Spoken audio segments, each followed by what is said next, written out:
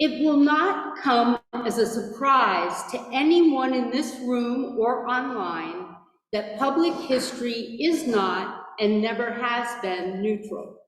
Indeed, looking back at the 20th century, public history practitioners have unevenly yet persistently pursued social instrumentality. 3 recent books with which I have been involved consider this history. Each includes examples of progressive ambitions to bring ethically informed history and other disciplines to bear on social issues.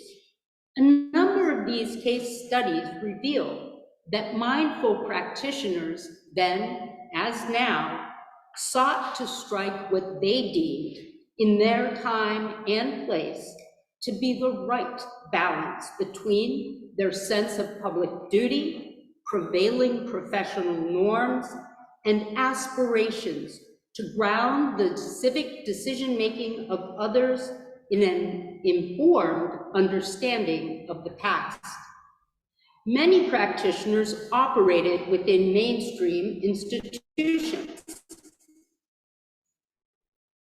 Others, particularly those barred from mainstream networks of power, acted from the indeed, Black, LGBTQ+, feminist, and Latino activists have played a long and defining role in public history as activism in the United States. This is certainly true in my area of research, the history of museums' efforts to become agents of change. The degree to which past efforts at social instrumentality from mainstream sites of practice constituted activism in effect and not merely in spirit is often more difficult to gauge from available records. Also, as others have noted, institutionalism and activism have divergent aims, making it difficult for such projects to fully succeed on both counts. Racism, settler colonialism, patriarchy, economic disenfranchisement, and other inequitable extractive practices built up and in all too many cases still sustain the varied range of institutions within which public history was and still is commonly practiced. It must also be understood that such realities weigh heavier on public history practitioners who are themselves members of communities impacted by the legacies and modern manifestations of past oppressions. These facts give agency to present calls for modes of public history that contribute to repair, reconciliation, and greater social justice. There is an example of such work to ponder right here at our host institution, L'Ensemble du País, why objects came to the museum through National Socialism and how we deal with them. As we will hear and discuss this weekend, many factors constrain and frustrate the necessary work of redress and change, from institutionalism, funding, inequality, and generational traumas, to active, legal, political, and military oppression, from archival erasures and beloved national myths, to untellable stories and inconvenient truths. The factors impacting what activist public history is today, what it can and cannot do, what it will or will not do, are particular to place and context.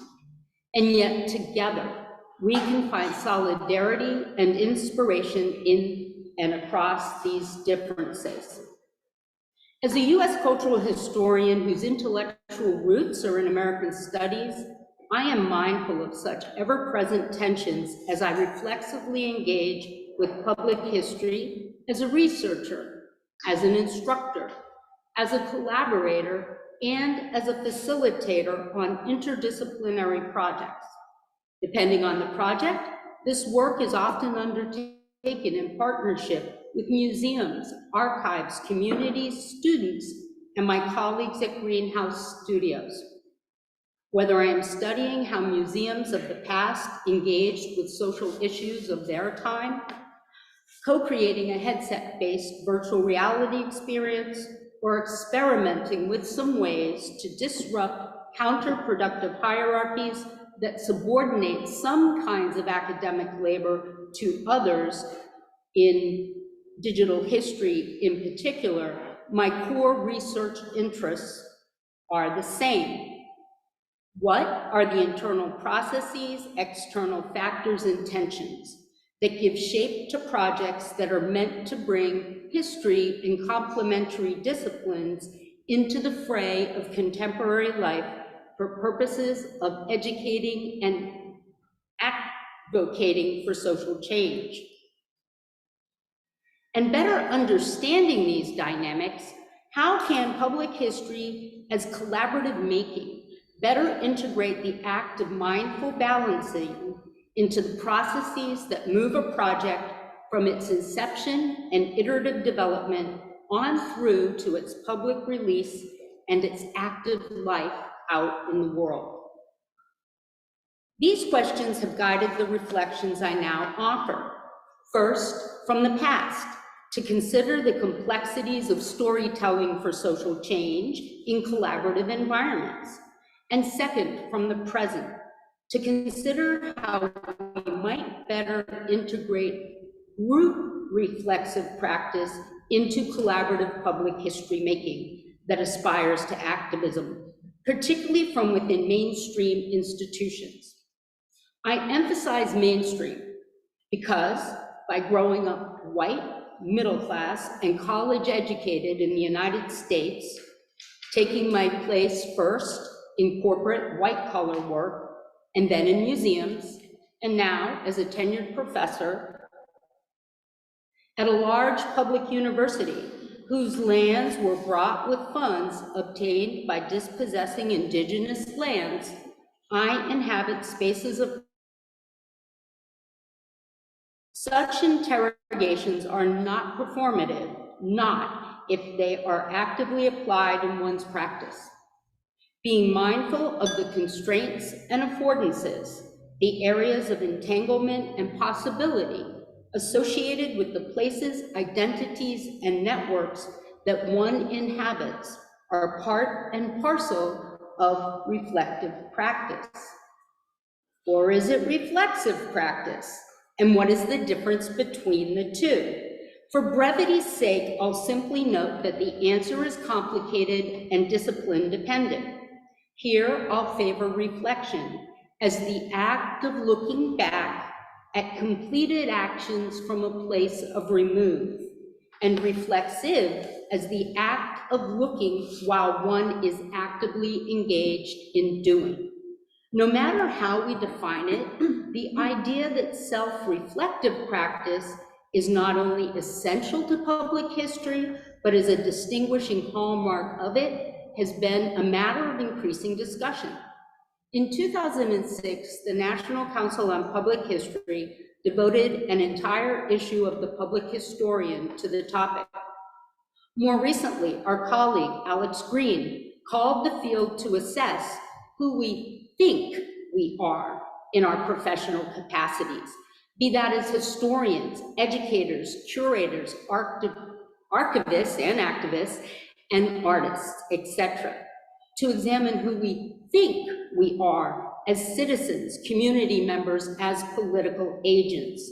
These self-perceptions move us to claim particular roles within our encounters, and these roles then condition the relationships we have with our collaborators.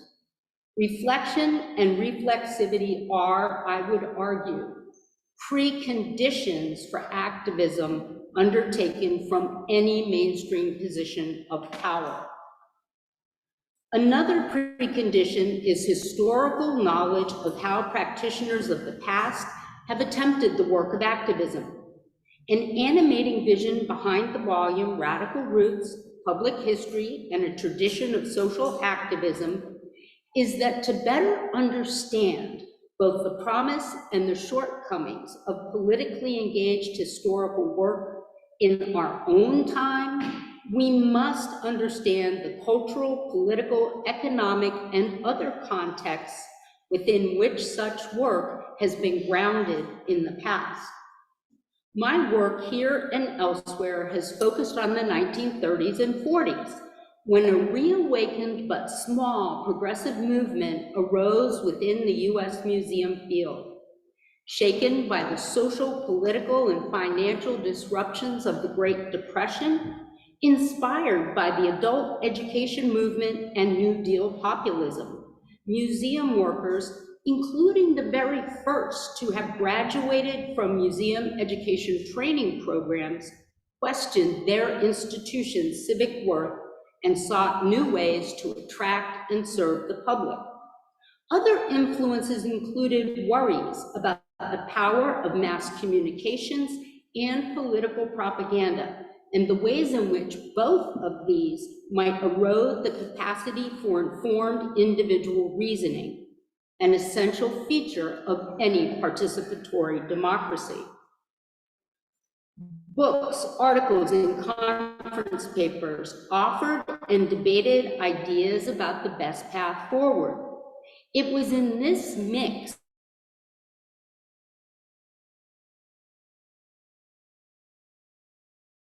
that museums carried a public obligation to bring their collections and other resources to bear on civic problems.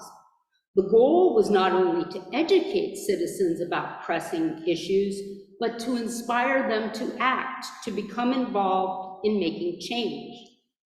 Such goals led some practitioners to experiment with the then novel and very controversial notion that exhibitions could be explicitly structured as narratives, as multimedia stories designed to educate the mind, inspire the heart, and motivate the body to informed democratic participation. They borrowed techniques from some of the usual sources, World's Fairs, department stores, and popular media, and integrated new technologies for affordable photographic enlargement, as well as in-gallery sound and film.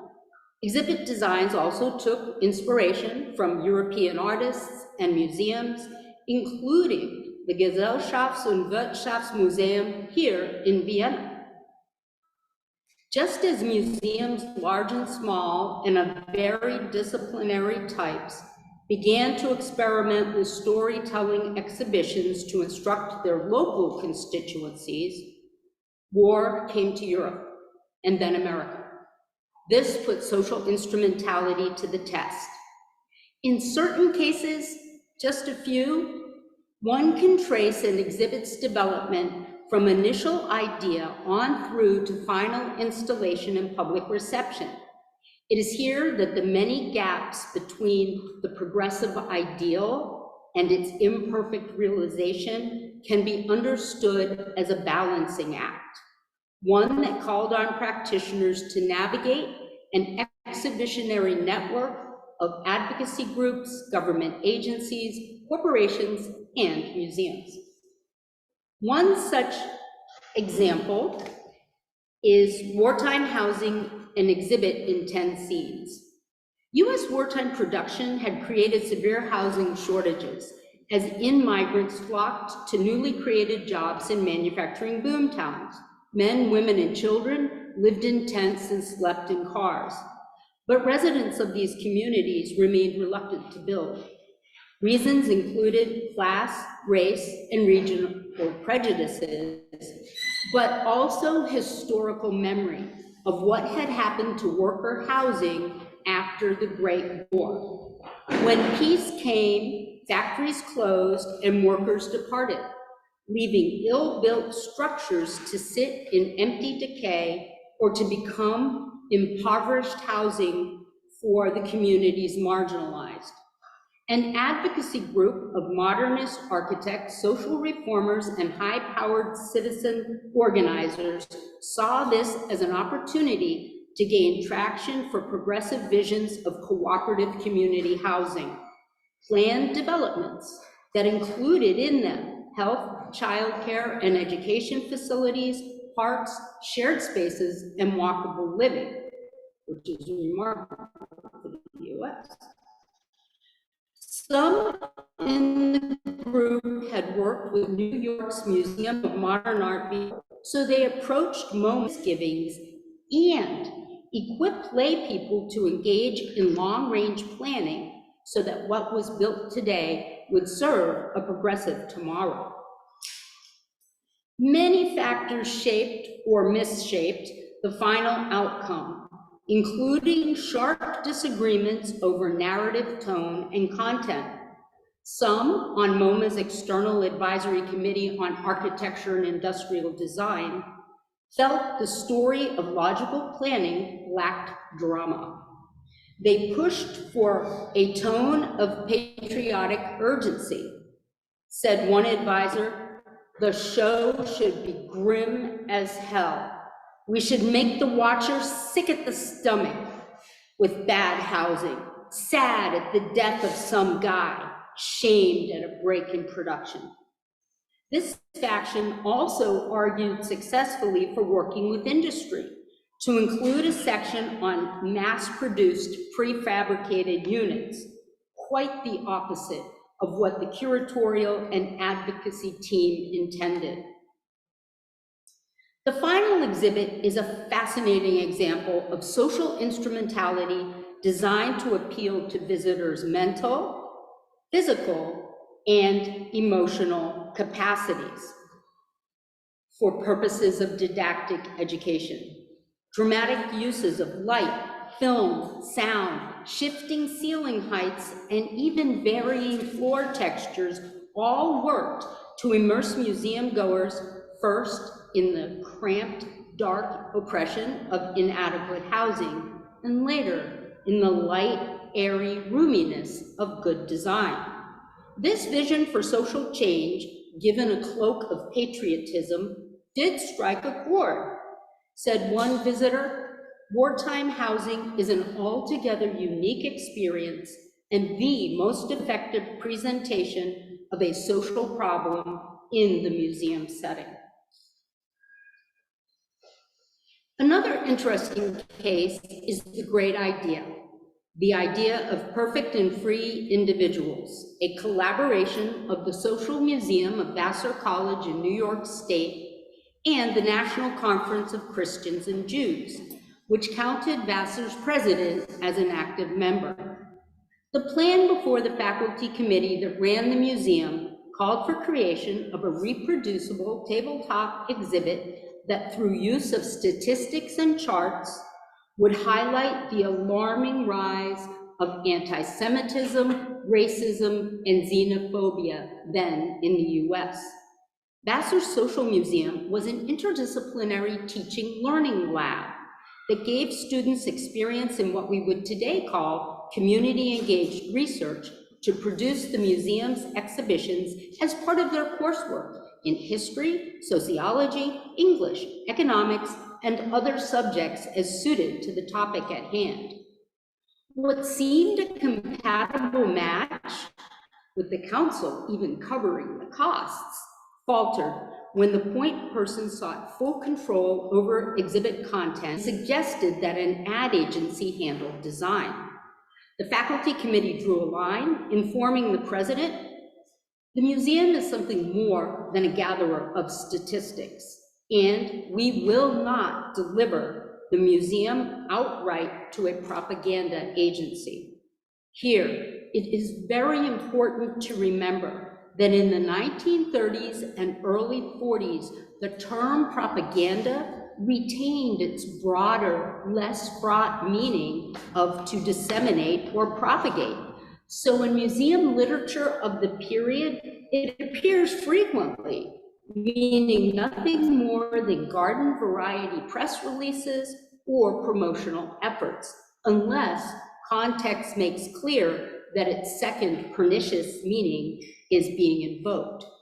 Here, the Social Museum used it to emphasize its ethical obligations as an educational institution, in distinction to the council as an advocacy group dedicated to promoting a particular viewpoint. and in contrast to ad agencies as communicators for hire. The collaboration proceeded on the museum's term, becoming one of its best attended and most widely covered exhibits. The council benefited from the national print and radio coverage, but the students' work, which filled several rooms, lacked both the professional polish and compactness needed for the wanted tabletop exhibit that the council had planned to send out to its field offices. Still, the great idea is remarkable on several counts. To build it for greater Collins, the exhibit opened with a summary of the nation's dark legislative history, specific bills and acts that thefted native lands, restricted voting rights, restricted immigration by race or creed, and segregated people by color. These and other facts, inconsistent with the great idea of democracy as enshrined in the Bill of Rights, placed the current injustices in a longer lineage so as to more clearly refute claims that they were nothing more than isolated wartime measures. Indeed, Vassar's Social Museum was perhaps the only US museum of the time to directly address immigration policies that denied Jews sanctuary. Likewise, it decried the rise in discrimination against American and foreign-born Japanese, Germans, and Italians. The great idea stimulated conversation among the school groups, scout troops, and local civic, business, religious, and women's organizations that attended. Not all agreed with what they saw. As one organizer reported, several persons have objected to the inclusion of the Japanese, but I feel that we cannot ignore their contributions and problems just because we are fighting them. She continued, still others fear that Negro education will cause a thinning of the ranks of cheap labor. Of course, neither wartime housing nor the great idea were free of prejudice. Their critiques and calls to action remained largely blind to their own systems of power, privilege, and in both cases, whiteness, that we today routinely question. This is not to say that these past practitioners were not reflective in their own ways. Correspondence, meeting notes, and other sources reveal their awareness of the forces shaping their work, as well as their attempts to find balance. My reason for calling attention to social instrumentality and storytelling of the past is that it provides a provocative backdrop against which to consider one of the questions that our program organizers have posed to us. That question is, in the end, are public historians necessarily also activists of rational storytelling? Wartime Housing, The Great Idea, and other works informed by social instrumentality have previously been dismissed as patriotic propaganda or as arising solely out of wartime conditions. I hope these examples demonstrate that there is more to the story. Social instrumentalists argued that museums needed to become more adept educational storytellers in order to bring a clear, rational voice to the marketplace of ideas.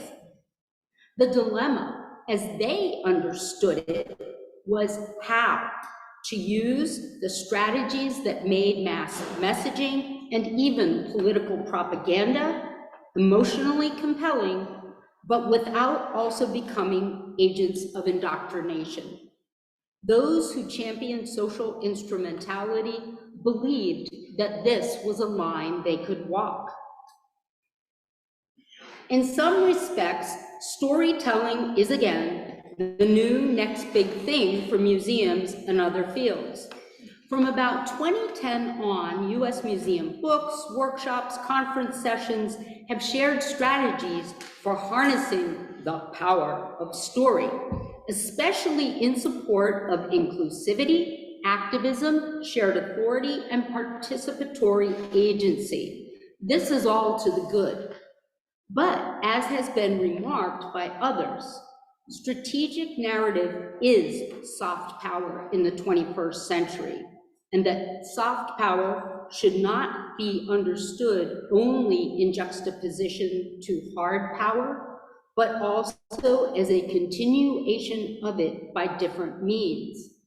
The term soft also obscures the ways in which storytelling and similar rhetorical modes today increasingly integrate emotional and somatic cues made possible through newer immersive technologies, VR among them, in order to produce embodied effects, neurological responses, and dispositional alignments.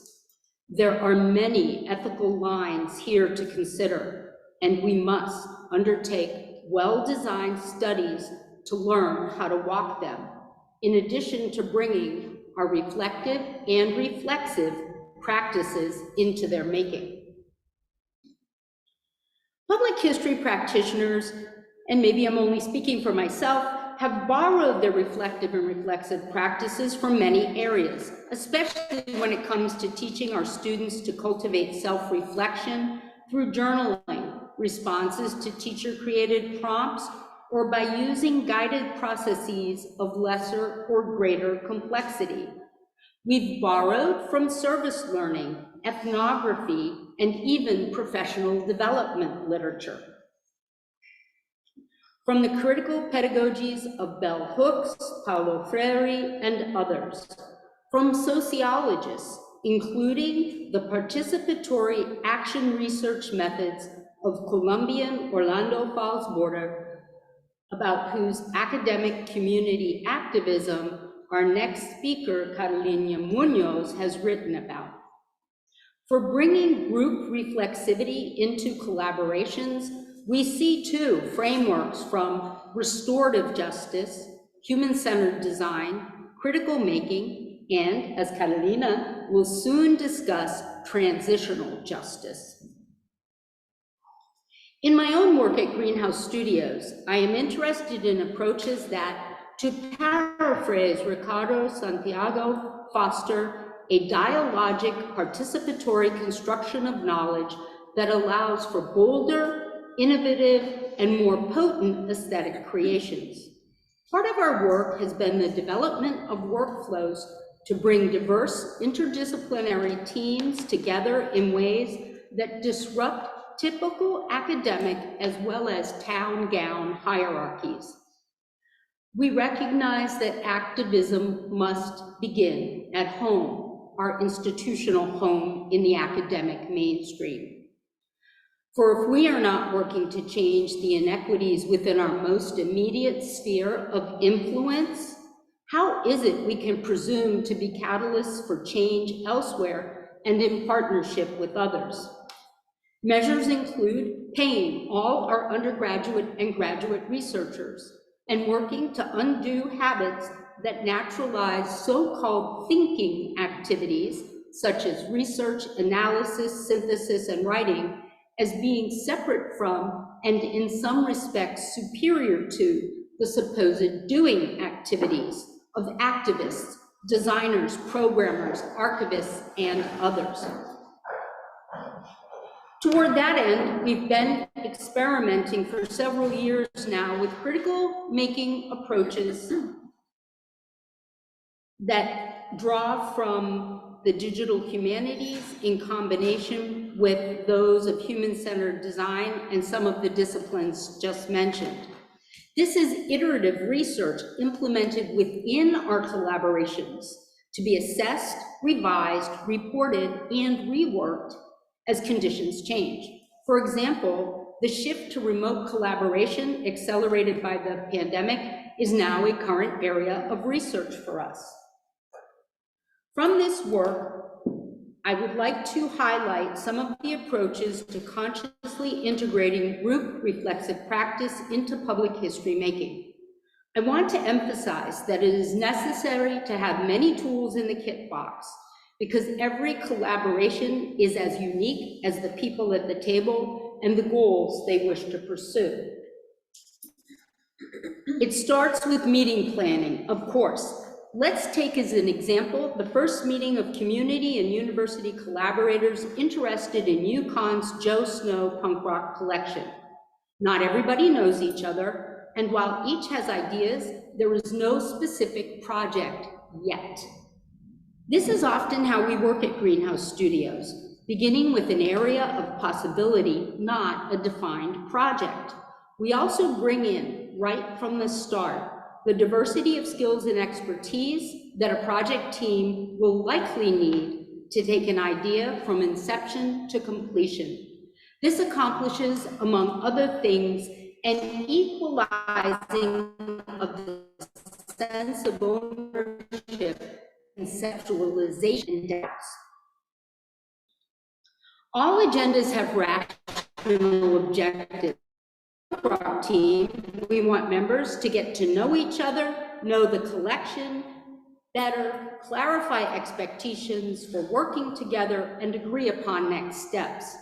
No less important are the meeting's experiential objectives. These must be appropriate to the histories being engaged and to the collaborators' personal investments in those histories. Developing mutual trust, conditions of welcome, and a space open to divergent thinking, dissent, and risk are key. For this group's icebreaker, we may want to encourage camaraderie, playfulness, and active participation from all members. The rational and experiential objectives together are the touchstones for composing the rest of the meeting. So how might we make introductions and have a bit of fun at the same time? Give everyone access to a Google Doc. Where am I? Oh, I jumped ahead. Anyway, give everyone access to a Google Doc, give them time to find and add a link to their favorite punk song, then invite each person to share their selection and say a bit about their connection to the song. Also have them speak about their interest in the collection. After all, that's why we're meeting. And then end with a bit about who they are as a professional. It often helps if the meeting facilitator goes first. Be the first to risk sharing who you are underneath your professional persona. Again, subject matter, the unique set of people involved, and other considerations guide and must guide the objectives and the approaches chosen to achieve them. Another activity that encourages team reflexivity at the very beginning of their journey together is the co-creation of a collaborative charter. Collaborative charters are distinct from MOUs, Memorandums of Understanding. Collaborative charters are not about project specifics, each party's responsibilities, deadlines, and the like. These all have their place later. The collaborative charter's purpose is to engage the group in considering and articulating how they want to work together in a sustained, equitable, humane fashion. The process typically involves posing questions such as these to the group sequentially, not all at once as shown here. Each collaborator has a set of sticky notes on which to record their answers, one per sticky, anonymously, and using as many sticky notes as needed to capture all the thoughts any one question might generate. Not everyone at the table may have worked on a collaborative project before. So I often note that collaboration can mean making a snowman with the kids or cooking a meal with friends. Then the team, when they're finished with the first question, post their sticky notes on a border wall. Then pose the next question and repeat the process. Just keep each question's sticky notes, you know what I mean, grouped together. To then Have them review the responses, discuss what they see in common and points that are unique, and to share what they think is important. They will then draft their collaborative charter, drawing from the collective input and prioritizing the elements most important to them as a group. They can work asynchronously online if desired to complete it. Let the team determine the format, bullet points, full sentences, illustrations, it doesn't matter, so long as they have ownership over the document. It can be hung in the meeting space or remain online. It is a useful touchstone when collaboration hits a rough spot or veers into territory that violates the team's commitments to one another. Invite them to invoke it for purposes of praise and acknowledgement too. Be sure to model that behavior yourself. When we first started out, we assigned the team's project manager to also serve as process facilitator. But recursive analysis showed that directing and monitoring the process while also attempting to participate in it was difficult, if not impossible. Facilitation requires keen attentiveness to interpersonal dynamics, as well as a certain detachment from decision-making. We now take one of two approaches.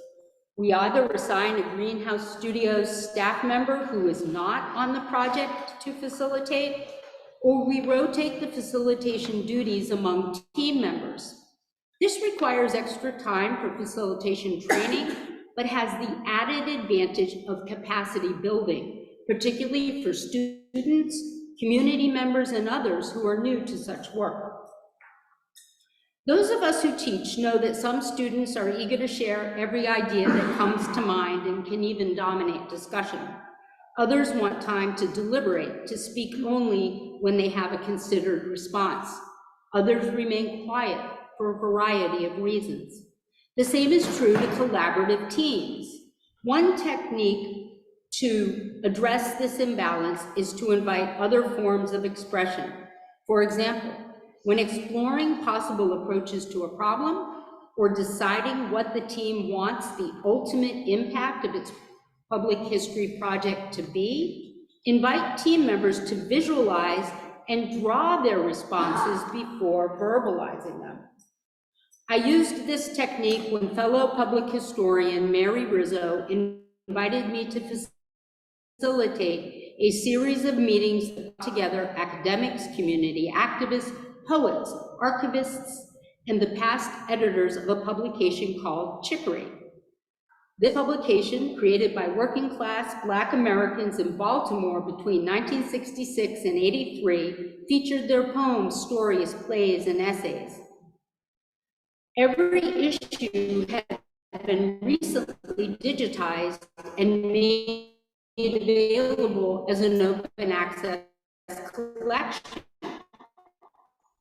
The question put before the group was to make use of material.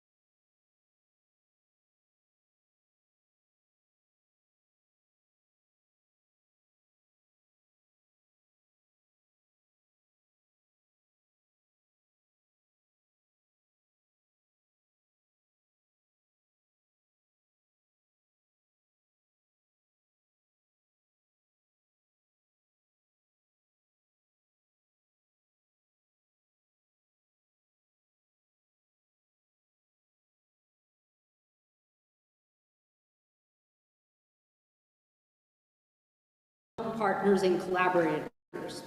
As noted, public history practitioners have borrowed tools for reflective and reflexive practice from many disciplinary contexts to apply, rework, and inspire how it is we tend to group dynamics in an ethical, productive fashion.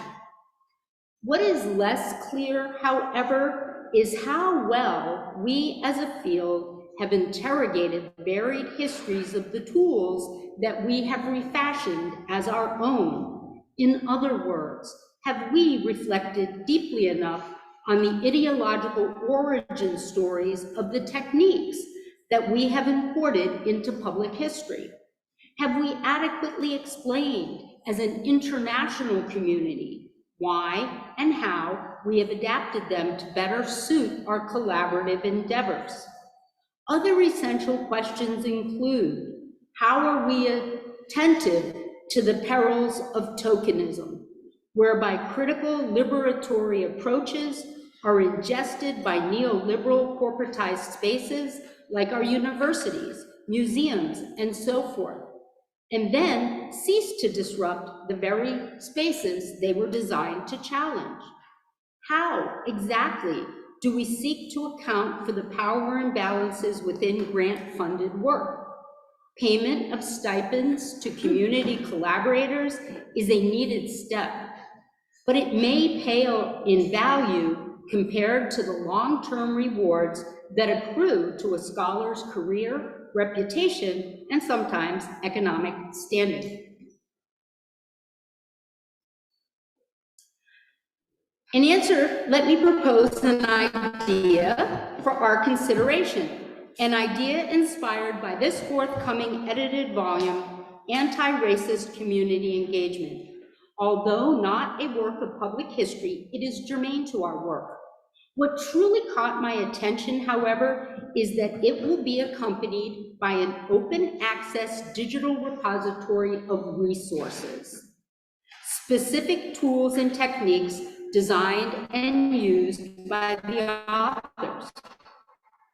Could we, as an international examination of the very critical group reflexivity within collaboration with external partners, create a digital repository of our own, one where each contributor would also trace the ideological origin stories of their tools and grapple with the many questions that we who inhabit institutional mainstreams of any type must address if we aspire to activism in and through public history. I leave you to think about it, talk about it, and challenge it. And most importantly, I leave you with my thanks for granting me your